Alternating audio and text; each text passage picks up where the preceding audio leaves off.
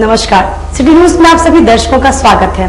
मैं हूं रिया गौड़ और खबरों की ओर बढ़ने से पहले आइए एक नजर डाल लेते हैं आज की सुर्खियों पर। हेडलाइन के प्रायोजक हैं माताजी हार्डवेयर एंड पेंट्स। नगर थाना क्षेत्र के दीवान रोड में पुलिस ने छापेमारी कर 1 केजी गांजा के साथ 4 तस्कर को किया गिरफ्तार। IT की टीम ने मिलिया एजुकेशन ट्रस्ट के कई ठिकानों पर एक साथ की छापेमारी। और नगर थाना की पुलिस ने जवाहरलाल रोड में छापेमारी कर नकली ग्रीन प्लाईवुड बेचने वाली। तो ये थी आज की सुर्खियां, अब खबरें विस्तार से। नगर थाना क्षेत्र के दीवान रोड में पुलिस ने छापेमारी कर 1 केजी गांजा के साथ 4 तस्कर को धर दबोचा। मुजफ्फरपुर पुलिस ने एक बार फिर से मादक पदार्थ के साथ 4 लोगों को गिरफ्तार किया है।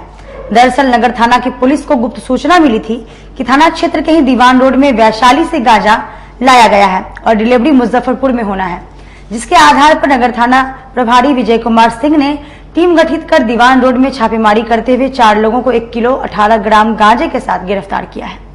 यह लोग भारी मात्रा में गांजा लाकर और छोटे छोटे तस्करों के हाथों से बेचते हैं।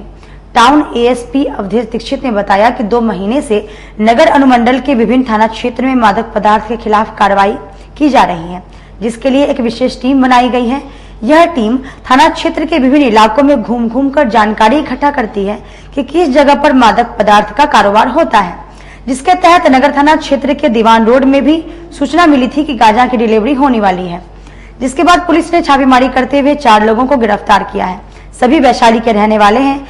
इनके सिंडिकेट की गिरफ्तारी के लिए छापेमारी की जा रही है। वहीं पुलिस पूछताछ में सभी ने अपना नाम मुन्ना कुमार, रंजन कुमार, चंदन कुमार और मिथिलेश कुमार बताया है।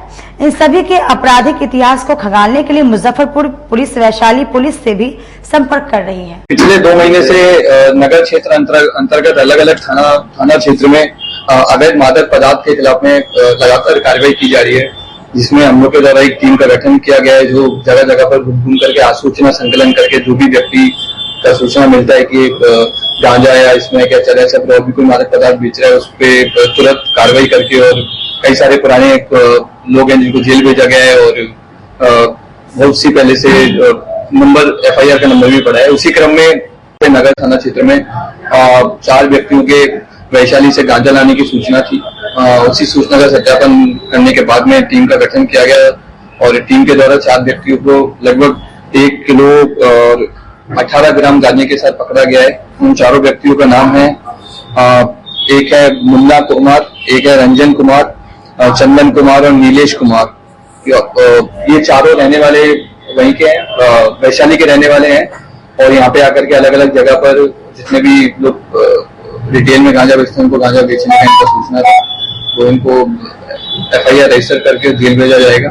और आगे भी नगर क्षेत्र में जितने भी लोग गांजा बेचते हैं उन सब पे कार्रवाई कंटिन्यू रहेगी। हमारा सर्विलांस लगातार जारी है और आप सब लोगों से भी हमारी यही एक रिक्वेस्ट है कि अगर आपके एरिया में अगर कोई भी व्यक्ति गांजा बेचता है या फिर कोई भी नशीला पदार्थ या मादक पदार्थ बेचता है, उसकी सूचना हमारे सरकारी नंबर पे दें, अनुमंडल पुलिस पदाधिकारी नगर के सरकारी नंबर पे दें और उस पर त्वरित कार्रवाई की जाएगी और आपकी आइडेंटिटी को गुप्त रखा जाएगा। तो सर ये बेचता था, मतलब क्या पता चला? ये लोग इन लोग का एक बड़ा सिंडिकेट है जो काफी टाइम से बेच रहा था और हम लोग की काफी टाइम से नजर भी थी। तो कल यही सूचना मिला था कि बड़ा क्वांटिटी आने वाला है, लेकिन इससे पहले हम लोगों ने 1 किलो के आसपास पकड़ा है और उम्मीद है कि आगे भी इन लोगों का जो सिंडिकेट के बाकी लोगों को पकड़ा। और ये चीज का सत्यापन अभी करवाया जा रहा है, क्योंकि वैशाली के लोग हैं तो यहाँ से लोग अभी जेल नहीं गए, वैशाली से। लोकल जुड़ाव से कोई मिला है क्या? लोकल में अभी 2-3 लोगों का नाम आया है, तो वही जब उनकी अरेस्टिंग होगी उसके बाद में चीजें क्लियर। मिलिया एजुकेशन ट्रस्ट के कई ठिकानों पर एक साथ IT की टीम ने छापेमारी की। मिलिया एजुकेशन ट्रस्ट के कई ठिकानों पर एक साथ इनकम टैक्स ने छापेमारी की, इसमें पूर्णिया, पटना, भागलपुर, किशनगंज और मुजफ्फरपुर शामिल हैं। इनकम टैक्स की टीम ने बंद दरवाजे के अंदर एजुकेशन ट्रस्ट में आ रही फंडिंग की पूरी तरह से जांच पड़ताल की। यह पैसा कहां से आ रहा है और इसका टैक्स कितना सरकार को दिया गया। इसी दौरान मुजफ्फरपुर के भी मिठनपुरा थाना क्षेत्र के जेल चौक के समीप मिलिया स्कूल में इनकम टैक्स की टीम सुबह 7 बजे पहुंच गई और स्कूल का दरवाजा बंद करके स्कूल के अंदर स्कूल के प्रिंसिपल, टीचर और स्टाफ सभी का मोबाइल फोन लेकर एक कमरे में रख दिया। साथ ही इनकम टैक्स टीम ने एक के बाद एक स्कूल की फाइल खोलकर जांच पड़ताल करना शुरू कर दिया। इनकम टैक्स की टीम यह पता लगा रही थी कि मिलिया एजुकेशन ट्रस्ट में फंडिंग कहां कहां से आता है और इसका उपयोग कहां कहां होता है। इस दौरान सुरक्षा व्यवस्था में तैनात अर्धसैनिक के जवान भी मौजूद रहे। इस पूरे मामले पर किस प्रकार की कोई भी आधिकारिक बयान सामने नहीं आया है। मंगलवार को मिले शव मामले में जैतपुर ओपी की पुलिस ने 24 घंटे के अंदर उद्भेदन कर हत्यारों को गिरफ्तार कर लिया। मुजफ्फरपुर जिले के जैतपुर ओपी क्षेत्र में युवक की हत्या मामले में पुलिस ने 24 घंटे के अंदर उद्भेदन करते हुए एक व्यक्ति को गिरफ्तार किया है। दरअसल मंगलवार को जैतपुर ओपी क्षेत्र के पुखरियारा टोल प्लाजा के पास एक युवक का शव पुलिस ने बरामद किया था। पुलिस ने इस घटना की छानबीन करना शुरू कर दिया। पुलिस की छानबीन में मृतक का दोस्त ही निकला हत्यारा, जो कि पैसे के लेन देन में हत्या कर दी, जिसको जैतपुर ओपी प्रभारी संजय स्वरूप और सरैया इंस्पेक्टर जयप्रकाश सिंह के द्वारा त्वरित कार्रवाई करते हुए हत्या के आरोपी को महज 24 घंटे के अंदर ही धर दबोचा। इसकी जानकारी सरैया एसडीपीओ कुमार चंदन ने प्रेस कॉन्फ्रेंस कर दी। उन्होंने कहा कि शाबाह आलम, जो जिला पूर्वी चंपारण मेहसी थाना क्षेत्र का रहने वाला था, जिसकी हत्या कर शव को जैतपुर ओपी क्षेत्र टोल प्लाजा के पास पुलिस ने बरामद किया था। उसके अभियुक्त मोहम्मद नासिर पिता मोहम्मद शाबिद को मुजफ्फरपुर के हथौड़ी थाना क्षेत्र के खानपुर गांव का रहने वाला बताया गया है। हत्या में उपयोग किया गया लाठी पुलिस ने बरामद किया है और हत्या में प्रयुक्त एक मोबाइल और मोटरसाइकिल भी पुलिस ने बरामद किया है और पुलिस आगे की कार्रवाई में जुट गई है। कल दिनांक 10/10/23 को पोखरा जो टोल टैक्स है उसके समीप एक लाश बरामद हुआ था। सूचना मिलने के बाद जैतपुर ओपी प्रभारी और सरैया थाना अध्यक्ष दोनों लोग गए वहां पे, जाके लाश का सत्यापन किए, उसको पोस्टमार्टम के लिए भेजा गया।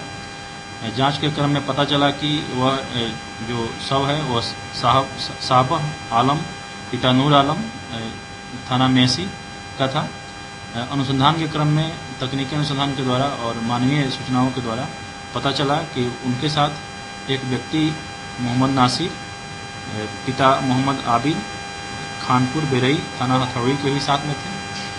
बाद में अनुसंधान क्रम पता चला कि पैसों के लेन देन के लिए जो मृतक द्वारा इनसे पैसा लिया गया था, उसी पैसे के लेन देन के लिए एक बांस के टुकड़े से मार करके नासिर द्वारा मार करके वहां पर फेंक दिया गया था। इनको गिरफ्तार किया गया है। इस घटना में प्रयुक्त मोटरसाइकिल और अभियुक्त का मोबाइल और बांस का टुकड़ा जो घटना में प्रयुक्त हुआ है, जिसपे ब्लड भी लगा है, बरामद किया गया है। नगर थाना क्षेत्र के सोलरपट्टी मोहल्ले में मंगलवार की देर रात आभूषण कारोबारी के कर्मचारी से एक्साइज ऑफिसर बनकर लाखों रुपए के सोने की चैन ठगी की। पुलिस ने कहा मामला संदिग्ध है। नगर थाना क्षेत्र के सोलरपट्टी में मंगलवार की देर रात एक व्यक्ति से लाखों रुपए की सोने की चैन की ठगी कर ली गई। ठग ने एक्साइज ऑफिसर बनकर ठगी की घटना को अंजाम दिया। मिली जानकारी के अनुसार स्वर्ण व्यवसायी मनीष कुमार ने बताया कि रात करीब 8 बजे मेरा एक स्टाफ अजय कुमार सिंह दूसरे दुकानदार को चैन देने जा रहा था। इसी दौरान माखन शाह चौक के पास व्यक्ति आया और बोला कि हम एक्साइज विभाग से आए हैं, तुम्हारे झोले में क्या है? शराब चेक करना है, मेरे साहब आगे हैं, चलो। जिसके बाद स्टाफ अजय कुमार सिंह उसके साथ चला गया। फिर ठग ने उसके झोले की तलाशी ली और उसमें से 4 PIC चैन निकाल लिया। इस घटना के बाद आसपास के इलाके में सनसनी फैल गई है। सीसीटीवी फुटेज में साफ तौर पर देखा जा सकता है कि किस प्रकार से जा रहे स्वर्ण व्यवसायी के स्टाफ जा रहे हैं। इसी दौरान एक व्यक्ति दौड़कर उसके पास आता है और स्टाफ को अपने साथ लेकर चले जाता है। जैसे ही घटना की सूचना नगर थाना की पुलिस को मिली, दल बल के साथ नगर थाना प्रभारी विजय कुमार सिंह पहुंचकर मामले की छानबीन में जुट गए। वहीं इस पूरे मामले में टाउन ASP अवधेश दीक्षित भी घटनास्थल पर पहुंचे और आसपास के लोगों से इसकी जानकारी ली।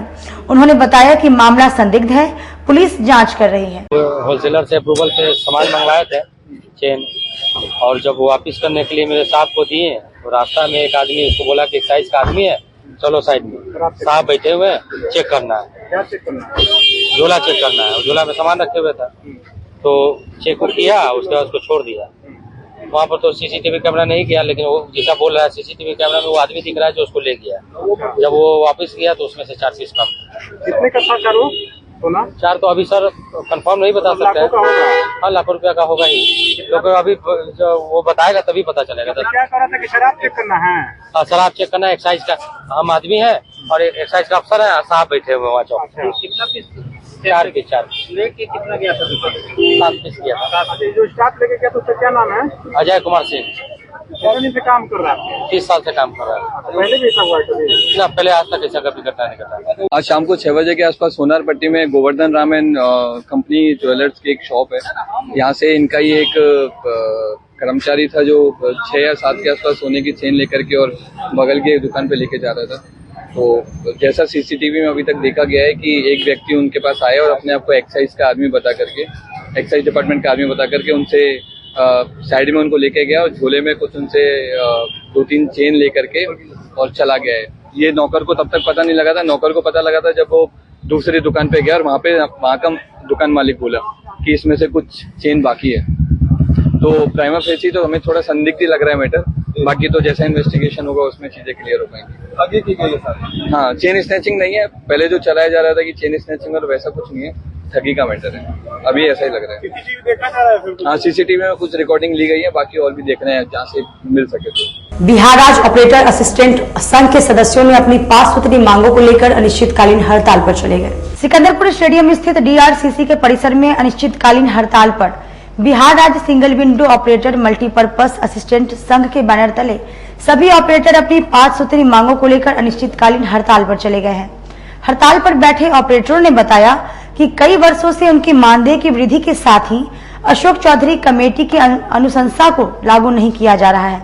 अगर जल्द से जल्द उनकी 5 सूत्री मांगों को लागू नहीं किया जाता है तो हड़ताल जारी रहेगा। जी, हम लोग DRCC कर्मी हैं और हम लोग प्रमुख 5 मांगे हैं। क्योंकि बिहार विकास मिशन द्वारा हम लोग दोबारा खिलाफी की गई, उसको लेकर के हम लोगों ने धरना प्रदर्शन किया है। क्या मांगे? हम लोग के मुख्य मांगे में उच्च स्तरीय कमेटी को लागू करवाना है और मानदेय बढ़ोतरी है और गृह जिला के आसपास स्थानांतरण करना है। जिले में पहुंचे सेंट्रल बैंक ऑफ इंडिया के मुख्य सतर्कता अधिकारी ने कहा कि भ्रष्टाचार में कमी लाने के लिए लोगों को जागरूक होना पड़ेगा। सेंट्रल बैंक ऑफ इंडिया के द्वारा सतर्कता अभियान के तहत मुख्य सतर्कता अधिकारी के आगमन पर क्षेत्रीय कार्यालय में बुधवार को प्रेस वार्ता का आयोजन किया गया। प्रेस को संबोधित करते हुए मुख्य सतर्कता अधिकारी ने कहा कि जिम्मेदार नागरिक होने के नाते हम लोगों का कर्तव्य बनता है कि समाज में व्याप्त भ्रष्टाचार में कमी लाएं, लोगों को इसके लिए जागरूक करें। इसके लिए हम लोग प्रत्येक वर्ष सतर्कता अभियान चलाते हैं। सरकार चाहती है कि समाज से भ्रष्टाचार कम हो, इसके लिए प्रत्येक नागरिक को जागरूक होना जरूरी है। इसी उद्देश्य से हम लोग प्रत्येक वर्ष यह सतर्कता अभियान चलाते हैं ताकि समाज में सही संदेश जा सके।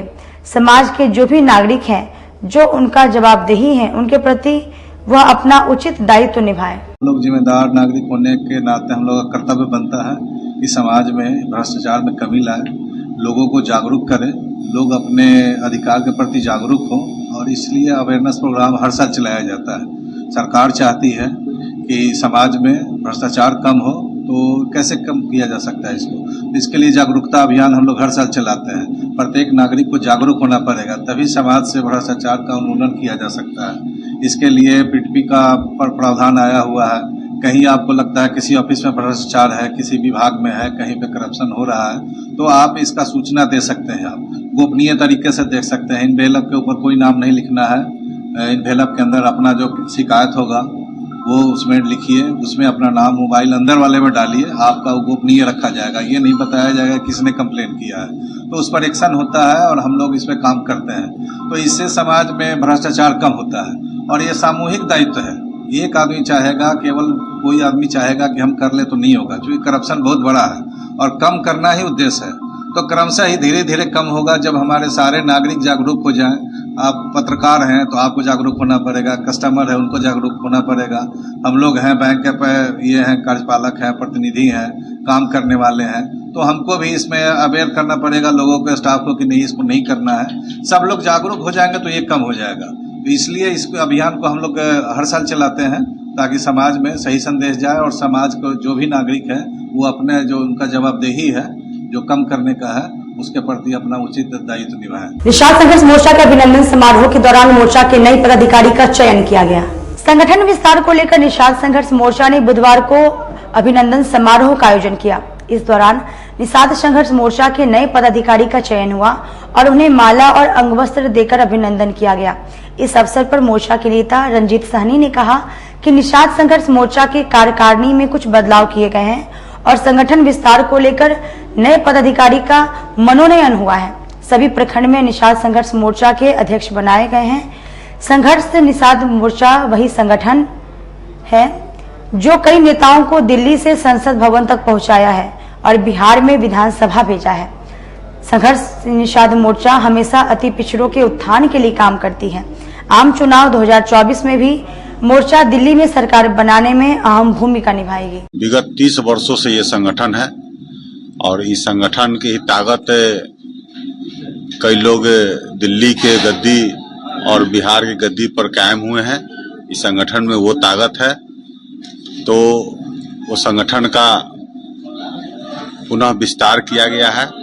उस संगठन में बहुत सारे प्रखंड स्तर पर चयनित किया गया है, जो पहले थे कुछ नया प्रखंड अध्यक्ष को मनोनीत किया गया है और इस संगठन का बहुत सारा लक्ष्य है।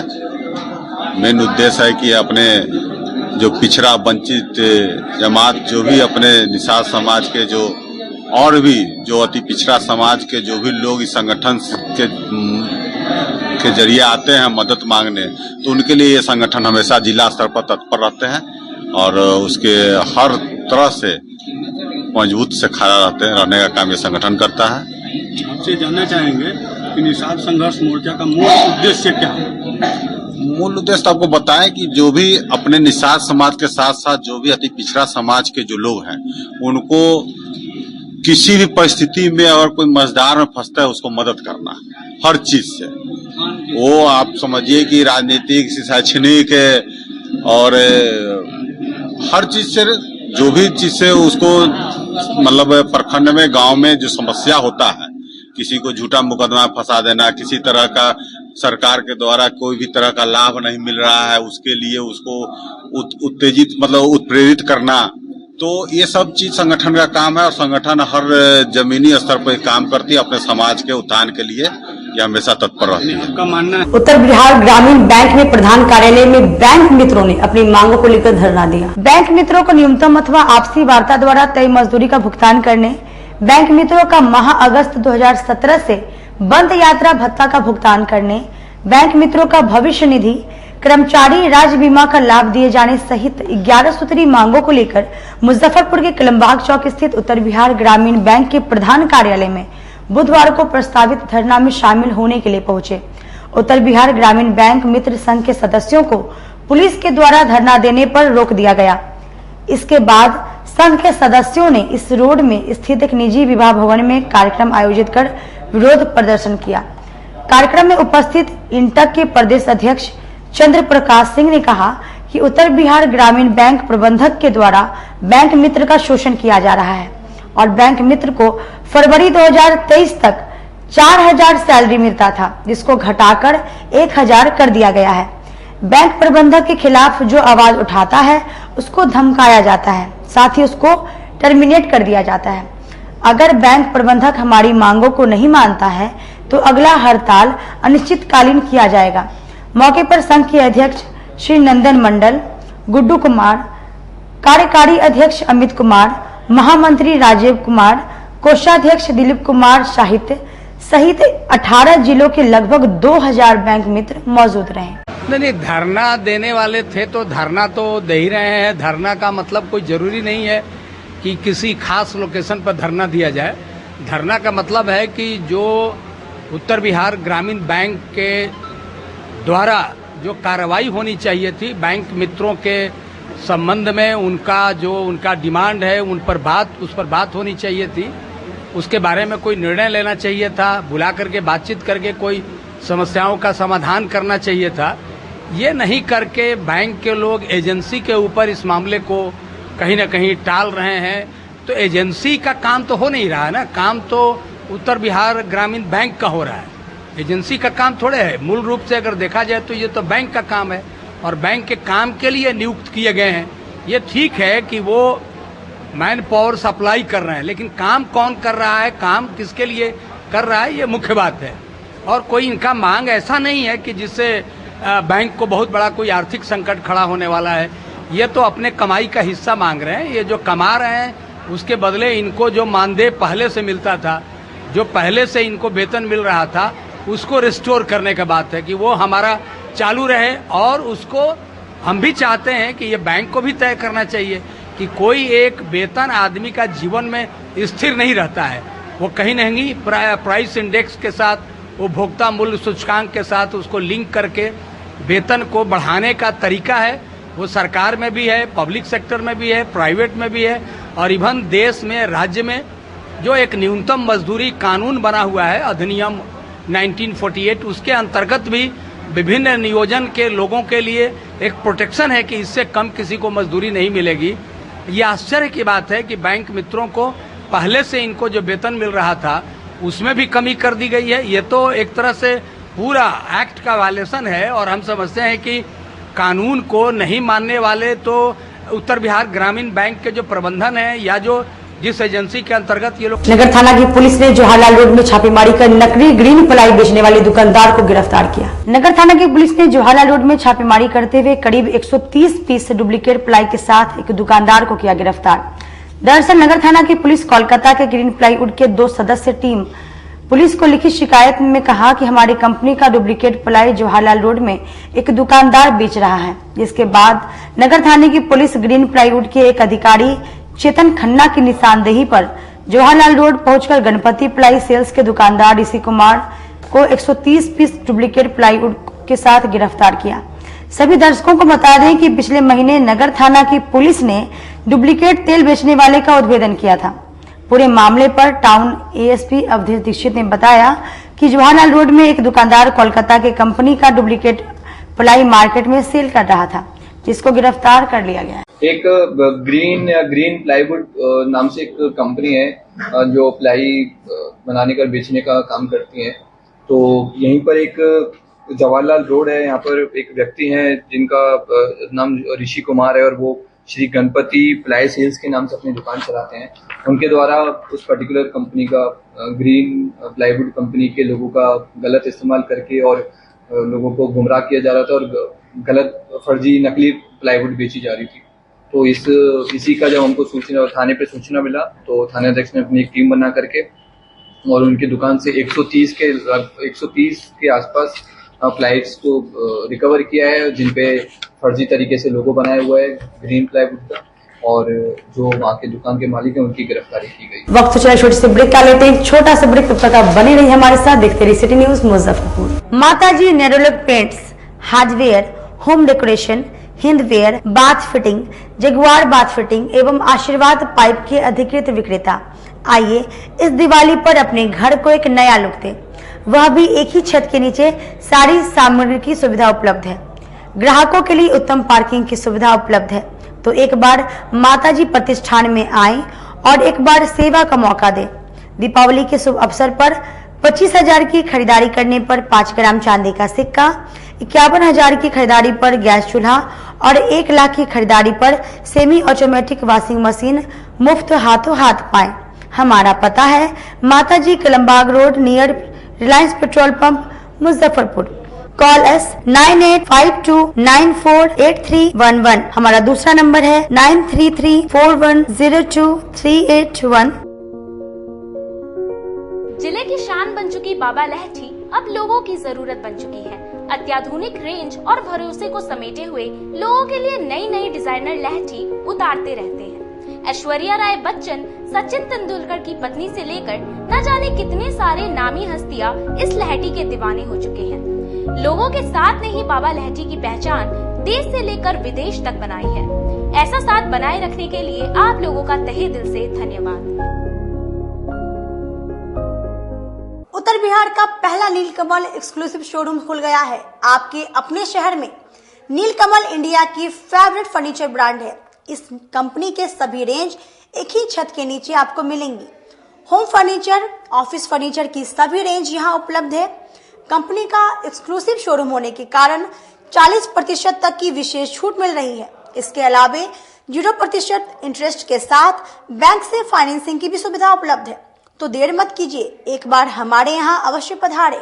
हमारा पता है Mithanpura, Narayanpur road, opposite Vaishali management college और हमारा मोबाइल नंबर है 9334900888 और हमारा दूसरा नंबर है 7004320580।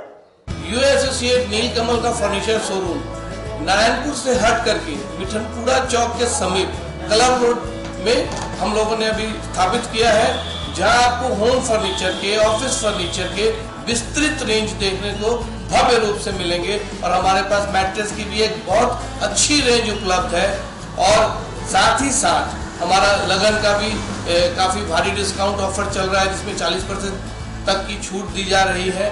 और साथ में हमारे यहाँ फाइनेंस की भी सुविधा है, जिसमें आप बजाज से, HDFC से 0 डाउन पेमेंट पर भी सारी चीजें ले जा सकते हैं। तो आप लोगों से निवेदन है कि एक बार आकर के हमें सेवा का मौका। अपने सपनों की आशिया को दे एक नई पहचान माँ भवानी डेकोर प्राइवेट लिमिटेड के साथ, जो है ऑथराइज्ड डिस्ट्रीब्यूटर ऑफ कजारिया। देश की मिट्टी से बनी टाइल से देश को बनाते हैं। और जहां मिलती है सभी प्रकार के Indian and imported granite, marble, sanitary एवं कोटा स्टोन का अनोखा एवं आकर्षक संग्रह। माँ भवानी डेकोर प्राइवेट लिमिटेड मतलब a complete floor solutions. New 0 mile Dadar road, Muzaffarpur. Call 9934753111। Grocery for you नाम ही नहीं, आपके घर की जरूरत है। जी हाँ, रोजमर्रा की जिंदगी में प्रत्येक दिन जरूरत पड़ने वाली सामग्री, वो भी बाजार से कम कीमतों पर एक ही छत के नीचे ग्रोसरी फॉर यू में मिल रही है। कॉस्मेटिक, फूड, ड्रिंक और राशन सामग्री मिल रही है, वह भी MRP से कम कीमतों पर। इसके अलावा ग्राहकों के लिए फेस्टिवल में विशेष छूट दी जाएगी। तो एक बार हमारे यहाँ अवश्य पधारे। हमारा पता है star city mall, Bindeshwar complex, Ayyapur Chowk, Darbhanga road, Muzaffarpur, Bihar. Landmark Anandeshwar Mahadev Mandir. Contact us on 7349102197 and 8434370964। Break के बाद एक बार फिर से आप सभी का स्वागत है। आइए बढ़ते हैं अगली खबरों की ओर। राष्ट्रीय लोक जनता दल के सदस्यों ने समाहरणालय में जातीय जनगणना रिपोर्ट कार्ड के खिलाफ 1 दिवसीय धरना दिया। राष्ट्रीय लोक जनता दल के राष्ट्रीय अध्यक्ष उपेंद्र कुशवाहा के आह्वान पर जिला कमेटी की ओर से बुधवार को कलेक्ट्रेट में जाति आधारित जनगणना रिपोर्ट जारी करने के खिलाफ धरना दिया गया। धरना का नेतृत्व कर रहे जिला अध्यक्ष रामेश्वर सिंह कुशवाहा ने कहा कि राजनीतिक लाभ लेने के लिए मुख्यमंत्री नीतीश कुमार ने जल्दबाजी करते हुए जाति आधारित जनगणना रिपोर्ट जारी कर दिया।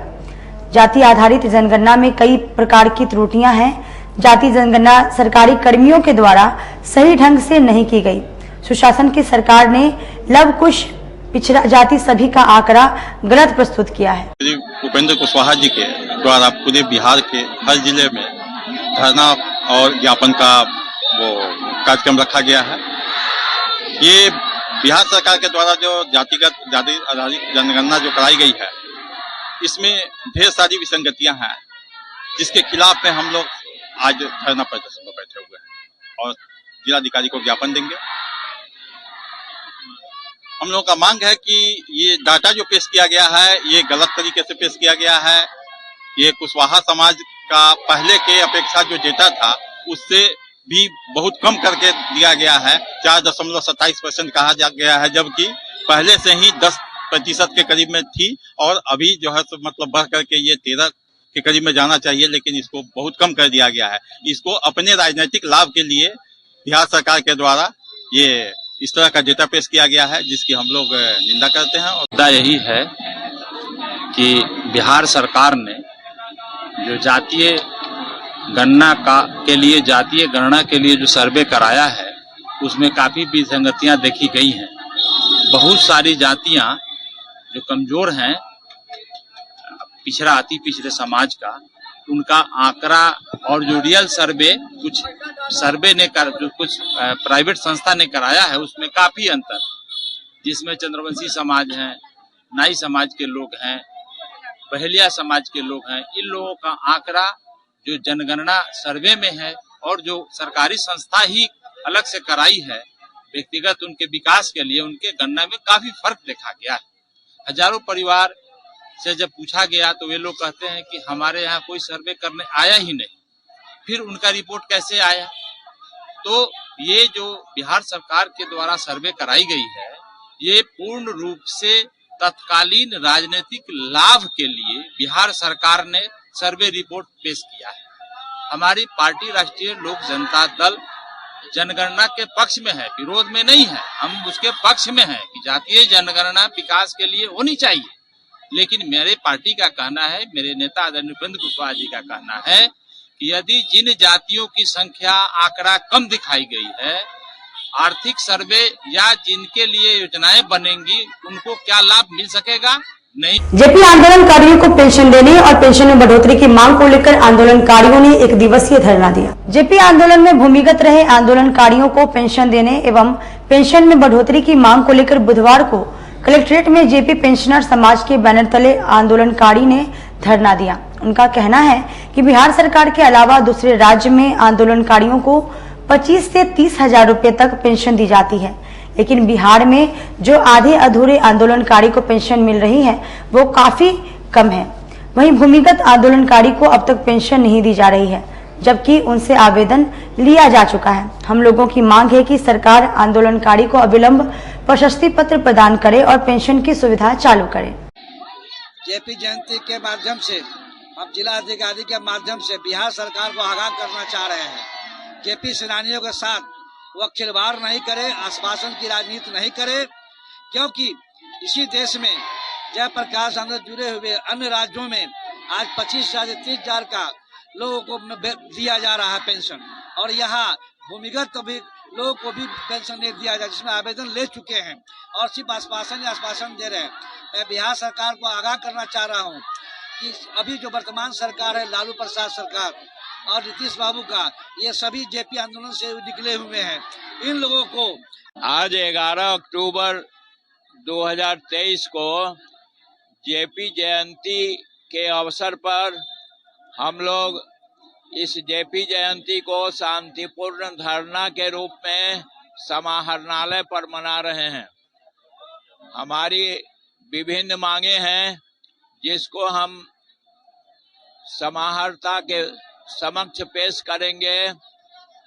वार्ता के दरमियान हमारे प्रतिनिधि मंडल उनसे बात करेंगे। मांग नंबर 1 है, जो भी भूमिगत 1974 आंदोलन में रहे हैं उनको प्रशस्ति पत्र देने के लिए सरकार वचनबद्ध है। आवेदन ली है सरकार, किंतु आज तक यह काम हो नहीं रहा है। बहुत सारे लोग एक्सपायर कर गए, दुनिया से विदा हो गए, कुछ लोग विदा होने वाले हैं, किंतु सरकार की वचनबद्धता अभी जारी है। सरकार इस काम को कर नहीं रही है, तो इसके लिए एक मांग पत्र हमारा है। दूसरा, पूरे देश में, भारतवर्ष में खुदीराम बोस स्टेडियम में लोकनायक जयप्रकाश नारायण की 120वीं जयंती पर जेपी सेनानियों ने समारोह का आयोजन किया। जेपी सेनानी संघर्ष समिति के द्वारा कंपनी बाग स्थित खुदीराम बोस स्टेडियम में लोकनायक जयप्रकाश नारायण की 120वीं जयंती मनाई गई। जयंती समारोह का आयोजन जेपी सेनानी संघर्षशील समिति के जिला अध्यक्ष दिनेश कुमार ठाकुर के नेतृत्व में किया गया। कार्यक्रम की शुरुआत में जेपी की तस्वीर पर पुष्पांजलि श्रद्धा सुमन अर्पित कर किया गया, जिसमें कामेश्वर ठाकुर, नवल किशोर सिंह, डॉक्टर रत्नेश कुमार, अशोक शर्मा, रामानंद प्रसाद, रामलोचन सिंह सहित कई लोग मौजूद रहे। जिला अध्यक्ष दिनेश कुमार ठाकुर ने बताया कि बिहार सरकार के द्वारा 15 जुलाई 2015 को यह निर्णय लिया गया था कि जेपी सेनानियों को प्रशस्ति पत्र एवं प्रतीक चिन्ह देकर सम्मानित किया जाएगा, जो कि अभी तक लंबित है। आज लोकनायक जयप्रकाश नारायण की जयंती के अवसर पर वह बिहार सरकार से मांग करते हैं कि जेपी सेनानियों को अविलंब सम्मानित करें। यही जेपी को सच्ची श्रद्धांजलि होगी। आज हम लोग जेपी जयंती 121वां है। हर एक साल की भांति इस साल भी हम लोग जेपी जयंती मना रहे हैं। इस कार्यक्रम में हमारे जो भी इस जिला के प्रखंड से जो भी लोग उपस्थित हुए हैं, जो भूमिगत जेपी आंदोलनकारी थे, आज सभी यहाँ उपस्थित होकर के हम लोग जेपी जयंती मनाते हुए आगे की रणनीति के लिए अपना कार्यक्रम की योजना बना रहे हैं। हम मुख्य रूप से सरकार से 2007 से लड़ाई अपनी मांग को लेकर के लड़ते आ रहे हैं, लेकिन उसने हमारी मांग को कभी भी स्वीकार नहीं किया, जो लंबित आज तक चल रहा है। 2015 में बिहार सरकार गजट निकाली, जिसमें यह निर्णय लिया गया कि भूमिगत जेपी आंदोलनकारियों को प्रशस्ति पत्र प्रतीक चिन्ह दे करके हम उन्हें सम्मानित करने का कार्यक्रम करेंगे। उसके विरुद्ध आवेदन ग्रहण किया गया, लिया गया सारे लोगों से। त्रिसदस्यीय कमेटी बनाई गई, जो उसके लिए त्रिसदस्यीय कमेटी का निर्माण किया गया, जो उसको जो प्रशस्ति पत्र प्रतीक चिन्ह देने के लिए वो उनको सत्यापित करना था। एकता परिषद के द्वारा 15 सूत्री मांगों को लेकर समाहरणालय परिसर में धरना दिया गया। नारी सशक्तिकरण के लिए बिहार की हर महिलाओं को राज्य सरकार हर माह आर्थिक सहयोग करने, अन्य राज्यों की तरह बिहार में भी वृद्धा पेंशन 2000 करने, राजस्थान की तरह गैस सिलेंडर 500 में देने, दिल्ली की तरह बिजली पानी फ्री करने सहित 15 सूत्री मांगों को लेकर बुधवार को एकता परिषद उत्तर बिहार को घड़ी मुजफ्फरपुर के बैनर तले तत्वावधान में हर महिला को मासिक 3000 अभियान के तहत सैकड़ों महिलाओं ने समाहरणालय स्थित धरना स्थल पर एक दिवसीय धरना दिया। महिलाओं ने कहा कि अन्य राज्यों की तरह बिहार सरकार भी हमें सुविधा प्रदान करे। अगर जल्दी सरकार हमारी मांगों को नहीं मानती है तो आगे चरणबद्ध आंदोलन करेंगे। आवासीय भूमिहीनता के सवाल को, युवा बेरोजगारी के सवाल को अब ये आगे बढ़ाते हैं। इस सवाल के लिए हमारा जगह जगह संगठन खड़ा है, लेकिन आज का जो आयोजन है विशेष रूप से वह आयोजन हर महिला के लिए, बिहार के हर महिला को आर्थिक सहयोग सरकार के द्वारा मिले हर महीने, इस सवाल को लेकर के आज हम आए हैं। सरकार के सामने हम इस बात को रखना चाहते हैं कि जिस तरीके से अन्य राज्य की सरकारें, यहाँ कर्नाटक की सरकार, दूसरी ओर मध्य प्रदेश की सरकार हर महीने महिलाओं को आर्थिक सहयोग प्रदान करती है, ठीक उसी तरीके से बिहार में भी हर महिला को हर महीने 3000 का आर्थिक सहयोग प्रदान किया जाए। यह नारी सशक्तिकरण की दिशा में एक मजबूत कदम होगा, यह व्यावहारिक कदम होगा और इस सहयोग से स्वस्फूर्त ढंग से हर महिला जो है नारी सशक्तिकरण की धारा में जुड़ सकती है। अंतर्राष्ट्रीय बालिका दिवस पर समाहरणालय परिसर में डीडीसी आशुतोष द्विवेदी ने साइकिल रैली को हरी झंडी दिखाकर रवाना किया। अंतर्राष्ट्रीय बालिका दिवस के अवसर पर जिला एवं प्रखंड स्तर पर कई कार्यक्रमों का आयोजन किया गया। समाहरणालय परिसर में डीडीसी आशुतोष द्विवेदी ने हरी झंडी दिखाकर साइकिल रैली को रवाना किया। जिला प्रोग्राम पदाधिकारी चांदनी सिंह ने बताया कि अंतर्राष्ट्रीय बालिका दिवस पर साइकिल रैली को रवाना किया। साथ ही बेटी बचाओ एवं बेटी पढ़ाओ के विषय पर नुक्कड़ नाटक तथा बेटियों के नाम पर पौधारोपण भी किया गया। साथ ही कई स्कूलों में पेंटिंग प्रतियोगिता का भी आयोजन किया गया।